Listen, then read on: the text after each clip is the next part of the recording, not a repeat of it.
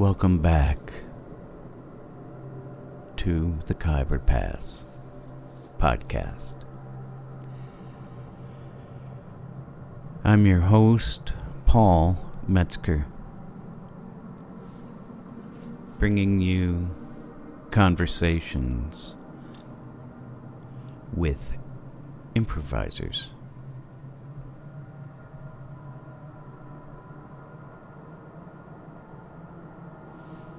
This week, we have Donald Washington, saxophone player. He was in combo at the Khyber Pass with Julian Manzara on guitar, Davu Seru, drums, and Donald Washington on tenor and alto. As always, the podcast is brought to you by the Khyber Pass Cafe on Grand Avenue in St. Paul, Minnesota.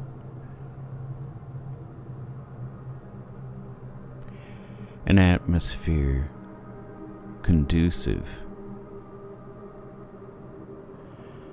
to the enjoyment of the senses, and the senses turn to auditory on Thursday evenings that we find compelling, and we hope you do as well.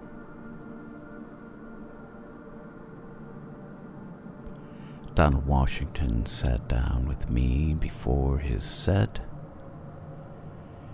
and shared a bit of his past, his upbringing.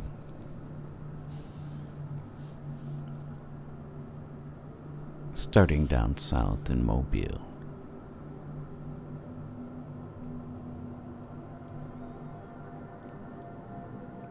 After train rides, plane rides, relocation through Chicago, Detroit, New Orleans, he lands in the Twin Cities.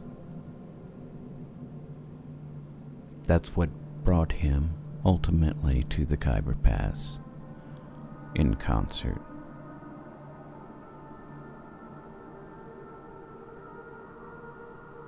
I offer you a brief clip of the performance, followed by the interview with Donald Washington. I hope that you can enjoy it as much as I did.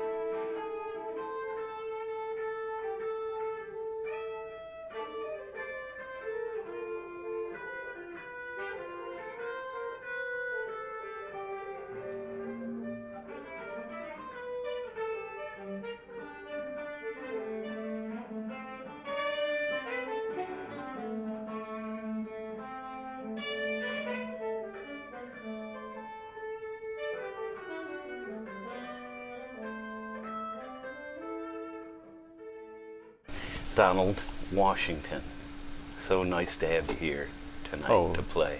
Well, my pleasure. Well, it's an honor here for us.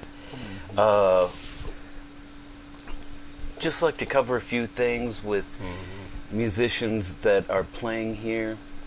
Ask a little bit about sort of their, your beginnings, and then move into ideas about improvisation. Okay. And I'll just kind of start off. I know a little bit about you. You were born down south, Alabama. Mobile, Alabama. Uh-huh. Right, on the Gulf Coast. Can't go no further. Yeah. You either got to go to Florida, Mississippi, or drive over in the Gulf. Yeah. So, yeah, that's what you call the deep south. Yeah, right. There's no other move. Can't go no further. No. You were there till what age about? Well, a couple of times, tell you the truth. My father took me away at the age of 9, and they lured me. Well, they didn't really lure me. They went to Chicago to visit him because he had already left. Oh, okay. And my grandmother and I, we got on the Hummingbird train and went to Chicago. And they asked me, did I want to go back? And boy, I was 9 years old. And I really wanted to see some snow. That was the kid thoughts. That's right. That is kid thoughts. And then they lured me. I said, man. I told them I would stay, but boy, that really hurt my mother though, because she didn't know I was going to stay. Yeah. I didn't see her for 3 years. To tell you the truth. Wow. Okay. And so that was the reason I stayed there, and I stayed there until the age of 16. Oh, so you were right up through. You did high school up through Yes, there. I did in Chicago. Elementary from 5th to the 8th grade, and then I went to high school for 2 years there. And then father had a disagreement, and I was working at a bakery downtown in the Loop in Chicago. All right. From 2 to 9 in the morning. Oh, that's bakery hours, man. Yeah, right. Those are the crazy hours. And I was making about $60 a week, and I'm talking about 1956. That was a lot of money for a teenager. That's real money. Yeah, right. 'Cause I'll never forget, he paid me off one time, and he gave me 3 20s. And I wasn't imagining $60 being a pile of money, Yeah. And the guy said, that's 3 20s. I said, that didn't look like that was $60. Yeah. He said 20, 40, 60. He had to convince me, man. Yeah. Yeah, but anyway, that was, and so I bought a ticket. He didn't know I was leaving. All right. I stayed out one night, not intentionally, drinking a little bit, and I was living in the projects, out of Bewell's Extension. Yep. And I was over at Freddie's house. Yeah. Right? And I just laid back and went to sleep, what I mean? 'Cause we had been drinking a little wine and stuff, And I got back home, Dad didn't know, and that during those times, we were a long ways from cell phones. Yeah. Right. Yeah. And so when I came home that next morning, I thought everything was all right, what I mean? But on the other hand, I could see how he felt, what I mean, as I grew up and stuff. And he hit me, what I mean? Okay. Oh boy, that really pissed me up. That really messed my mind up. Yeah. And so, hey, Davu. Hey, Davu. Shit, this is for the TV? Yeah. Recording TV shit. Yeah, this is going to be on TV. Not really TV, Hey, man. but how you doing? Good to see you. Good to see you, Davu. Yeah, and so I went and bought me a train ticket.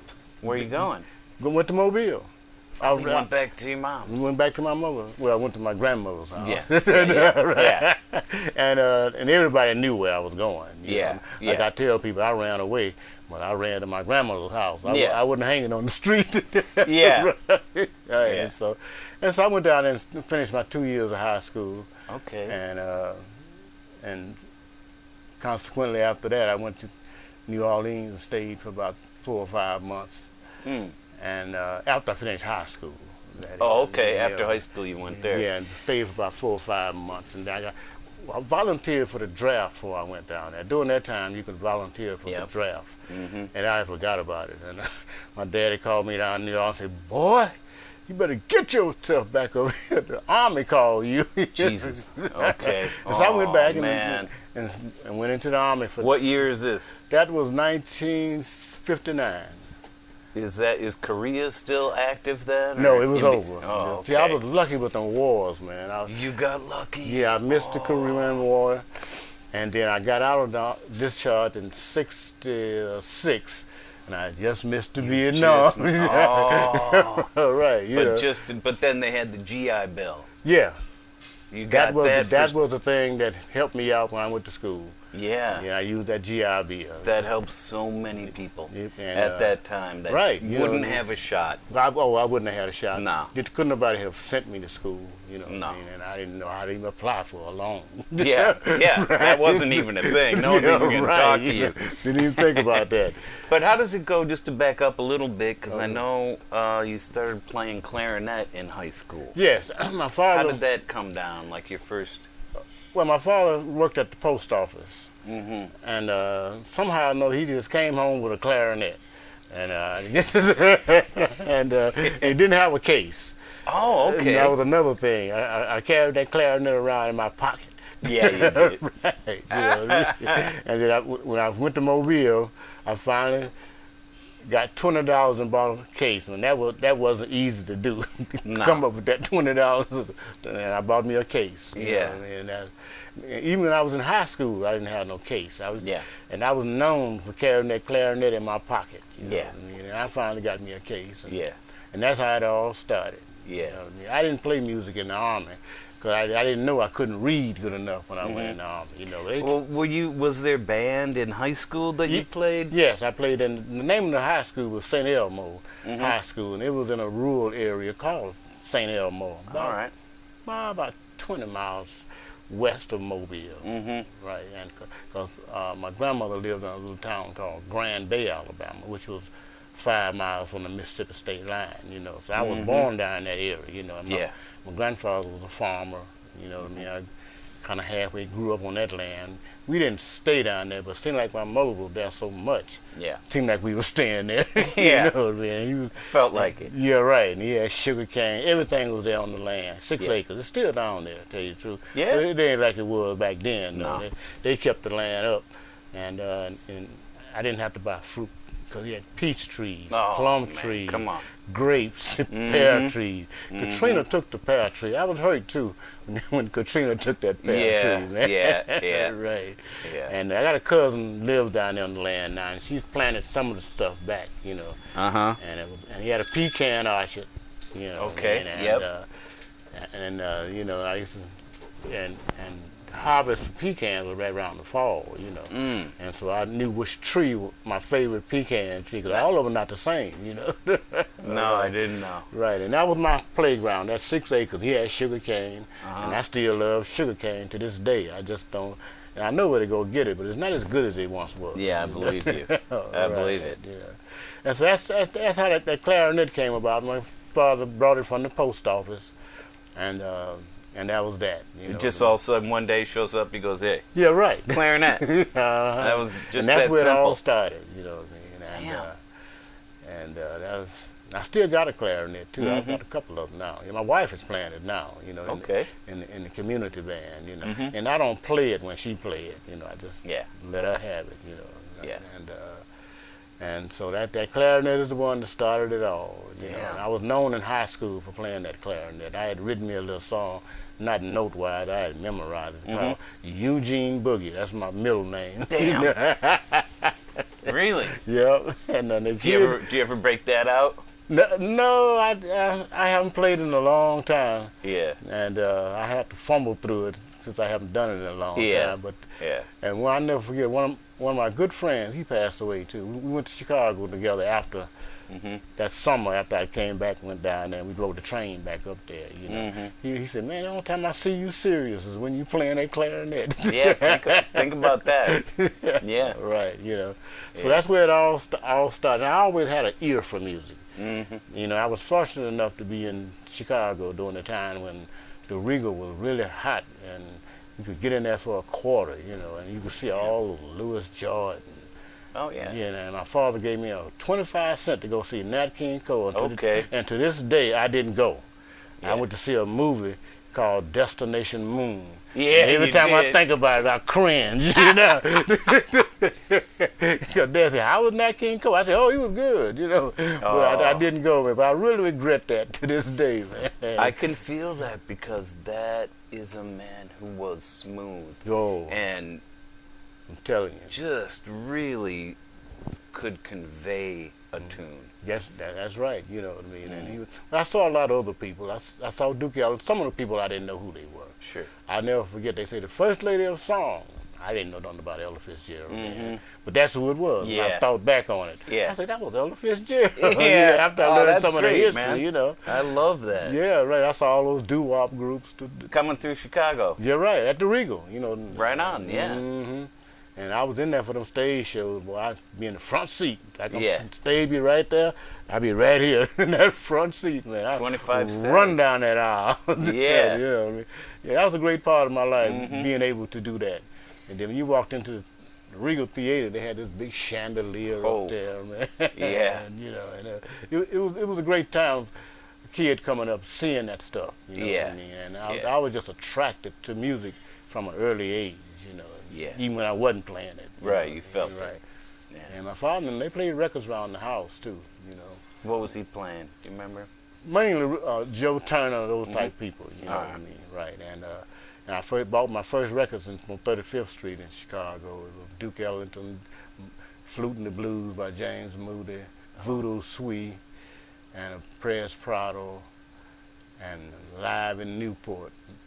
Duke Ellington. That was my first 4 records I bought. I still got them too. You weren't playing games. Yeah. You were getting the ones you wanted, man. You're doing it. And so, like I said, I always did like music. Even when I was in Chicago, I heard somebody practicing or something. I'd sit there and just listen. Yeah. You're right. You know. And I had a friend of mine that played saxophone. He was from Mobile too. We went to the same high school. His name was Ernest, and I went by his house. and said, "Come on, man, play for me." Yeah. He had a book, you know, but you know he didn't feel like being bothered. Yeah. Yeah, that's interesting.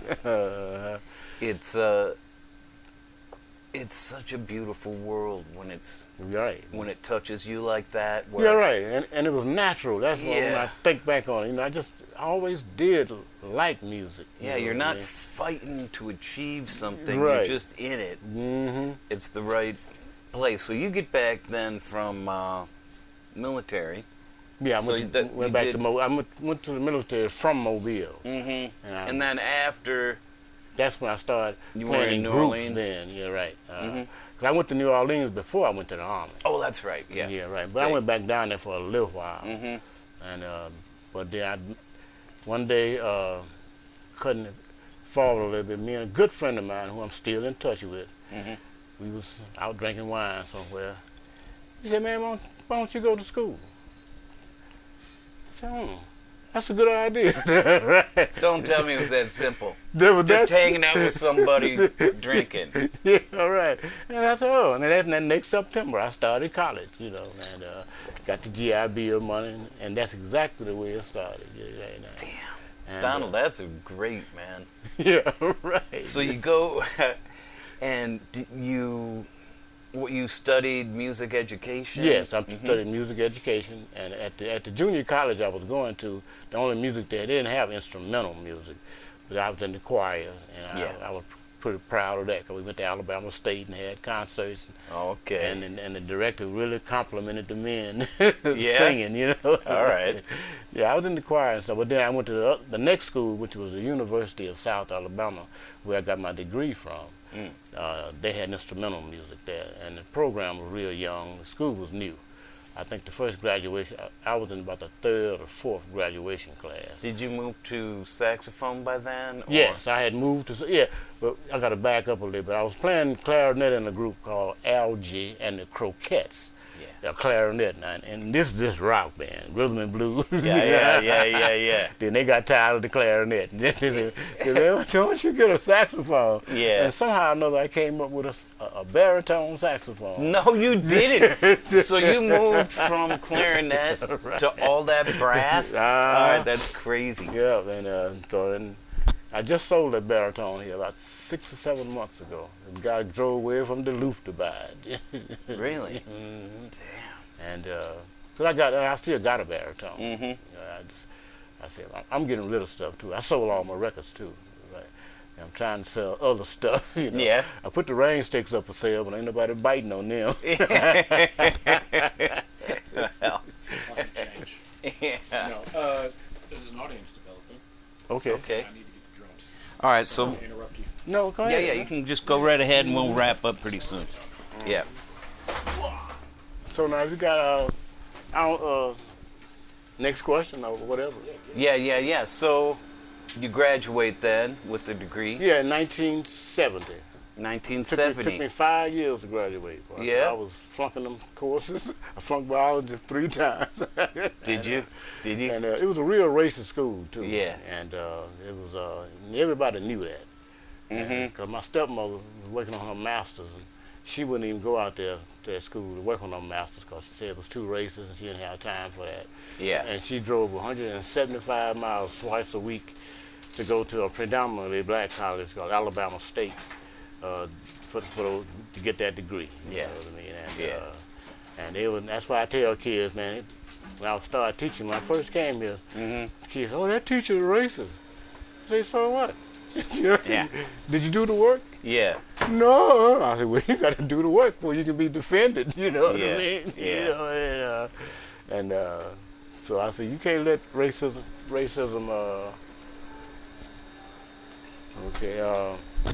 turn you around, because it's going to be here. You know, Yeah. it ain't going nowhere. No. And you got to learn how to deal with it. That's right. That's all. You Yeah. know what I mean? And the funny thing about racism, my great-grandfather, we lived in an integrated neighborhood in the 40s. That's why it took me a little while on integration, because we were living next door to white people in Pritchard, Alabama.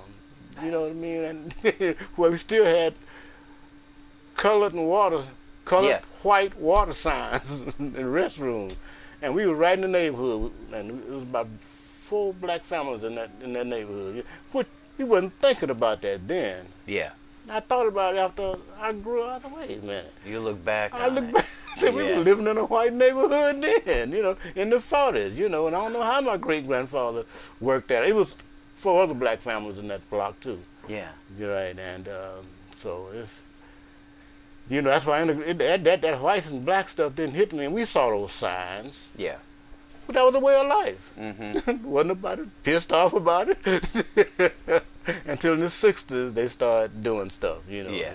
But no, when I grew up, man, you know, you automatically went to the back of the bus. You Yeah. know, I had put my dime catching the bus. It was crowded with white people. I had to get off the bus after I paid my dime, because they didn't want me walking through those white people. Oh man, you got to get off And get on the come back in door. that other. Oh. Yeah, right. I did all that, you know. Yeah, I that's had to cool, explain to man. these kids, man. I said, man, racist.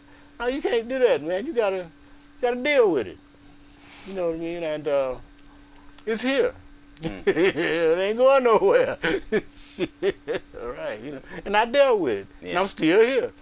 And so you found that at the university you went to, but you were able to persevere through that. Through and, that, right? I and figured 5 out how to years. do it. And pass biology. You're right. Yeah. No, I couldn't pass biology there. Yeah. I left and went to Detroit. Oh, you had to come to Detroit for biology. And took a biology course at Wayne State. That's insane, man. Did you really? Yeah, and I All had right. found out that when you're a guest student, you don't have to pay the out-of-state fee for the first couple of quarters, you know. Oh, okay. And so I took that one course of biology and passed it with a C.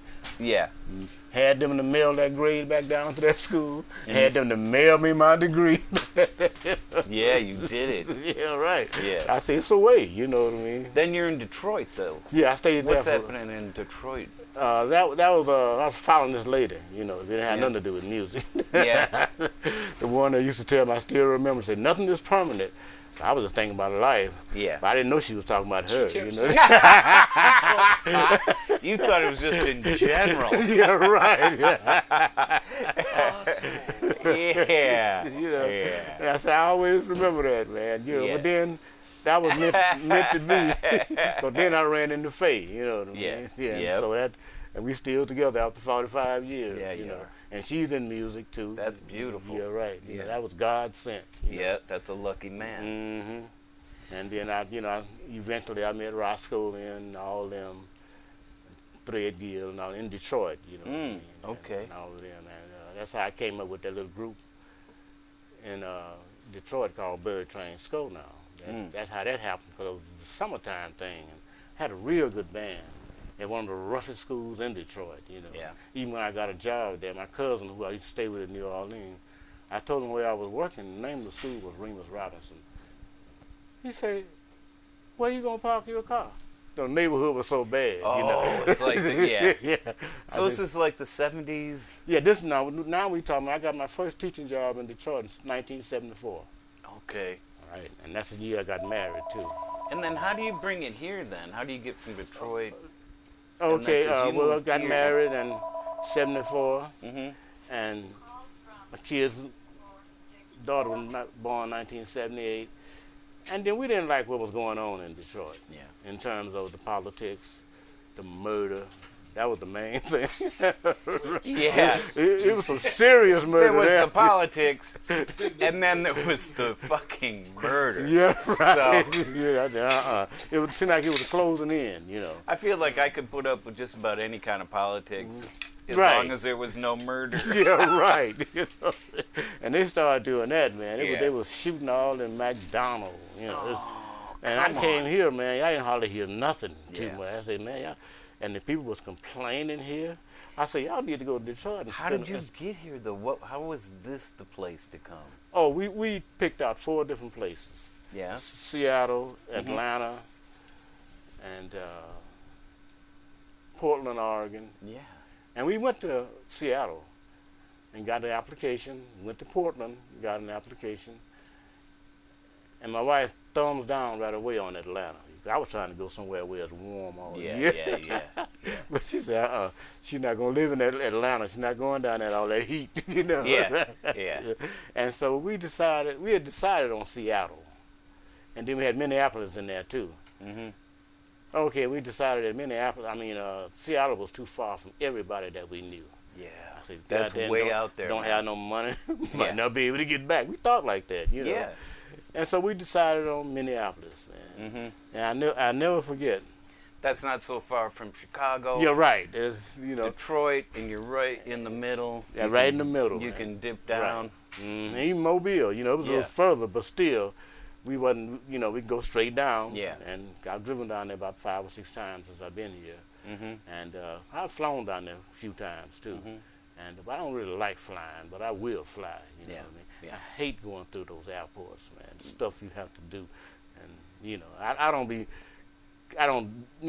go through it if I Sure. have to do it. You Yeah. know, without, ain't no sense getting mad and fussing, No. cause we're gonna do it. You got to do it. If you're gonna get on an airplane, you gotta do that shit. And, That's right. but you know. don't have to like it, but it's gonna happen. It's gonna happen. Yeah. You know what I mean? And just Yeah. gotta bear it. You know. You gotta bear it, move through it, Yeah, right. and think, ooh, that was. That's that why I wasn't told the greatest. them kids about racism, man. You gotta learn how to deal with it, man. Yeah. It ain't going nowhere. You know, Yeah. and I dealt with it. You know, what I mean, I had, you know, I've been called a lot of names, what they call the N-word now, but shit, I don't believe in that N-word. Just tell it like it is. You know? Yeah. You know, and but I'm here, Yeah. and I'm relatively happy, you know, Yeah. through all that. Yeah. All right, you know. And I ain't never been too political, no way. You know what I mean? I don't even be talking all that talk about Trump. They knew how he was before he got in there. Yeah, yeah. You know, I ain't gonna waste no time Yeah. talking about him. I just didn't like Nixon, Yeah. but he was in there. Yeah, he was in there and he wasn't going anywhere. Yeah, right. He's in. You can talk about it, be pissed off, but Yeah, right. I never did That's do how that it kind works. of stuff. You know, Yeah. I didn't like Reagan either. You know, Yeah. and but you know, and I know, wasn't nothing I could do. Ain't no sense me frustrating myself about fussing about it. I'm still living. I got a job. yeah, yeah. Right. You got know. your people. Yeah. I got You know, me. because you're touching lives with the teaching, you're changing lives. Yeah, right. You know, and so That's the real, not to get weird about it or preachy, but how music was for you you can help it be like that for someone else. Right. It's so beautiful. It makes me just happy And after a to while, think of that. excuse me, but after a while, I realized that this is what God put me here to do. Or I would be doing something else. Yeah. You know, especially when I started dealing with those kids. One of my good friends I'm still in touch with, he said, man, God didn't put those kids in anybody's hands. When he first said it, it kind of shook me up a little I bit. bet. I had never thought about nothing like that. Yeah. You know what I mean? I'm just going on with what I do. That's beautiful. It was man. so natural that this is what I do. Yeah. And I said, wow.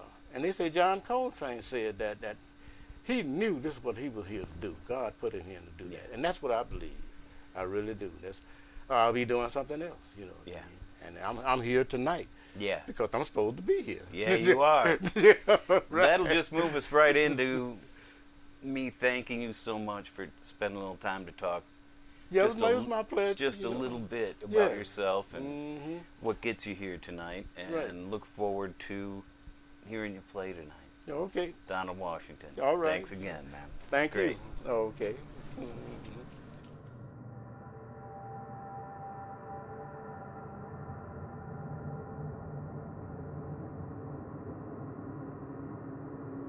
And so we come to the conclusion of the podcast. Donald Washington, tenor saxophone, alto saxophone.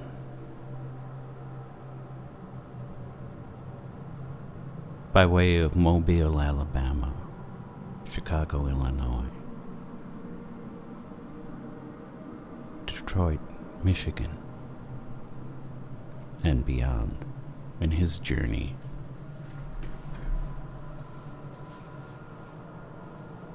That brought him to performing in concert at the Khyber Pass.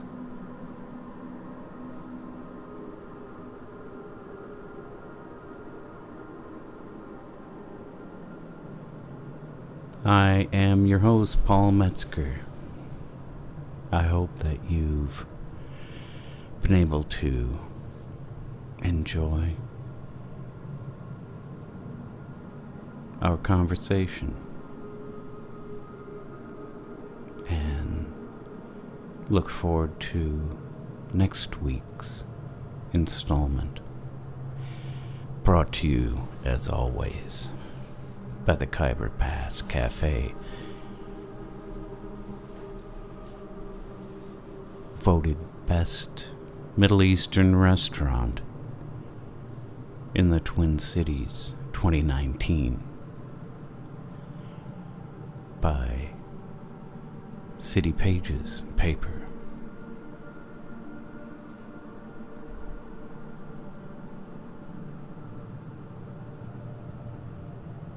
So I'll say goodbye for now and look forward to our next time together. Good night.